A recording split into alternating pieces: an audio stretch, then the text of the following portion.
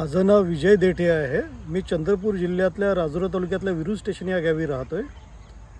महाविद्यालयीन शिक्षण पूर्ण झाल्यानंतर सन 2004 मध्ये आम्ही पर्यावरण मित्र नावाची संस्था बनवली आणि त्या संस्थेच्या अंतर्गत विरूरच्या परिसरामध्ये रोजगार हमी, संयुक्त वन व्यवस्थापन समित्यांचा जाणीव जागृती अशा कामाला सुरुवात केली।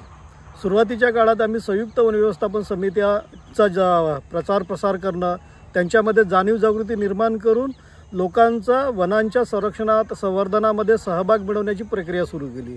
त्यामध्ये असं आहेत की आमच्या परिसरामध्ये साधारणतः बेरोजगारीचं प्रमाण खूप मोठ्या प्रमाणात आहे। लोकांच्या हातात काम नाही आणि एकीकडे भूमी नसणारे मजूर आणि दुसरीकडे अल्पभूधारक शेतकरी अशी परिस्थिती, आणि त्याच्यामध्ये हाताला काम नसणं आणि काम नसल्यामुळे भुकेच्या विना राहणं, अन्नासाठी तडफणं एक प्रकारची, या सगळ्या प्रक्रिया आम्ही पाहिल्या होत्या। या सगळ्या गोष्टी जवळून बघितल्या होत्या। त्यामुळे त्याच वेळेला महाविद्यालयीन शिक्षण पूर्ण झाल्यानंतर असं ठरवलं की नोकरी न करता, शासकीय नोकरीत न जाता आपल्याच गावाकडे परत जायचं आणि लोकांच्या सोबत काम सुरू करायचं। सुरुवातीला काम करत असताना मोहन हिराबाई हिरालाल हे वृक्षमित्र संस्थेचे संयोजक आहेत। त्यांच्यासोबत त्यांच्या संस्थेमध्ये अंशकालीन कार्यकर्ता म्हणून काम करण्याचा संबंध आला आणि त्याच्यातून माझी कामाची सुरुवात अंशकालीन कार्यकर्ता म्हणून मी सुरू केली। त्या दरम्यान पूर्ण चंद्रपूर जिल्हा, गडचिरोली जिल्हा, विदर्भ, महाराष्ट्रामध्ये संयुक्त वन व्यवस्थापन समित्या कशा काम करतात, कशा प्रकारे वनांचं संरक्षण करतात आणि वना आधारित रोजगार कसा निर्माण करता येईल असा एक साधारणतः अभ्यास केला।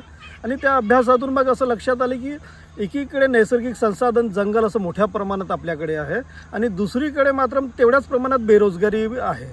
तर अशा वेळेला जर मग वना आधारित, नैसर्गिक संसाधन आधारित रोजगार निर्माण करायचं जर असेल आपल्याला, तर वनांच्या सहभागात लोकांचा सहभाग आला पाहिजे।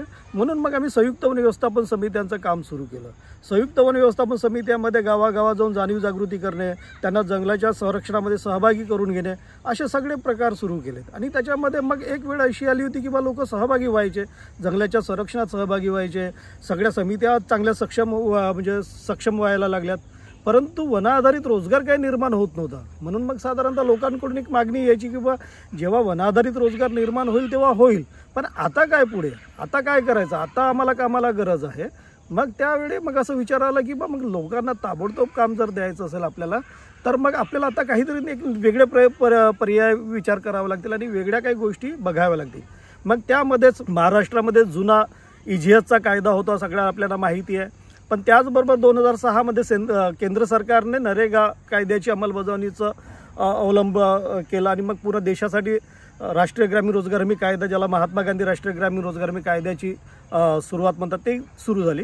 मग या कायद्याची अंमलबजावणी करायची आणि मग गावात ताबडतोब लोकांना काम मिळायला हवं, हाताला काम मिळेल तर लोक आपली उपजीविका चांगली हे करतील, असं म्हणून मग आम्ही विरूरच्या परिसरामध्ये रोजगार हमीच्या कायद्याची अंमलबजावणी व्हावं म्हणून तिथे लोकांसोबत काम करणं, अभ्यास करणं सुरू केलं।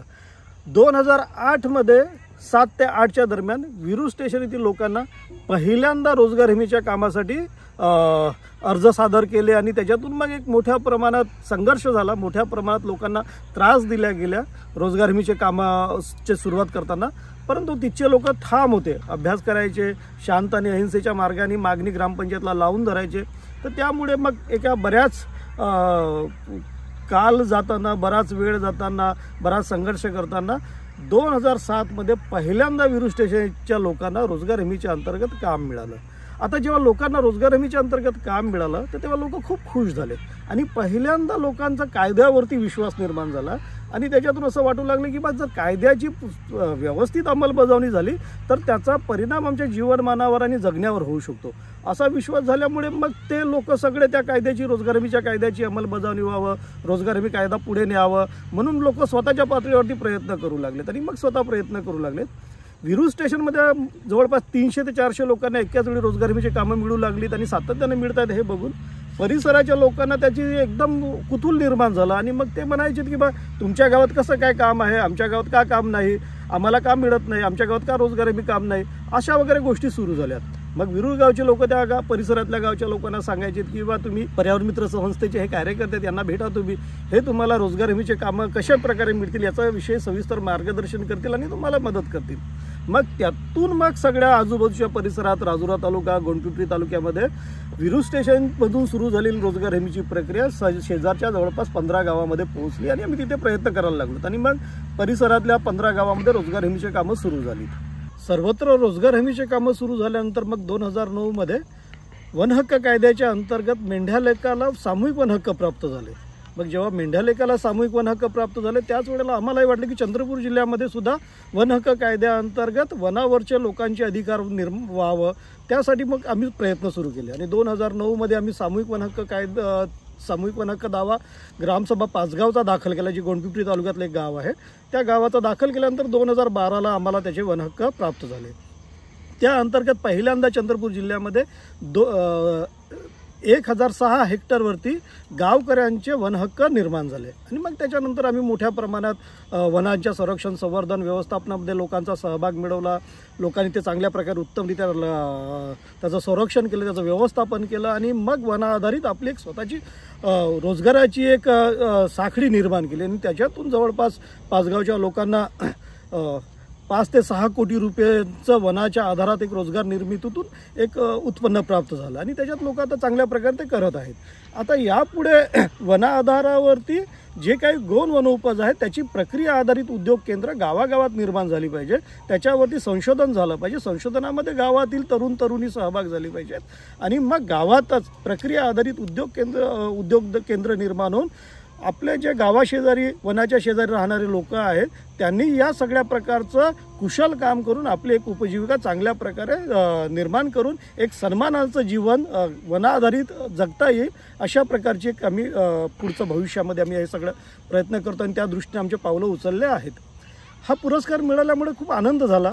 ऐकून जेव्हा पुरस्कार मिळाल्याचा त्याचा आणि आनंद झाला आणि अशा प्रकारचे पुरस्कार हे माणसाला अधिक जोमाने काम करण्याची एक प्रेरणा असतात. पुरस्कार मिळणं अथवा न मिळणं तरी जे काम ध्येय ठरलेलं असते, जे करायचं असते ते माणूस ते करतच असतो. त्याच्यामुळे पुरस्कार त्यामध्ये अधिक थोडे भर घालत असतात आणि आनंद निर्माण करत असतात, परंतु त्याच्याने काम अधिक जोमाने चालू असते. पुरस्कार असणं काय ना नसणं काय त्याच्याने फार फरक पडत नाहीत, पण जे काही आपण काम ठरवतो ते काम साध्य करणं आणि त्या दिशेने जाणं यासाठी सातत्यपूर्वक प्रयत्न करत असणं गरजेचं राहणं असं मला वाटते आहे.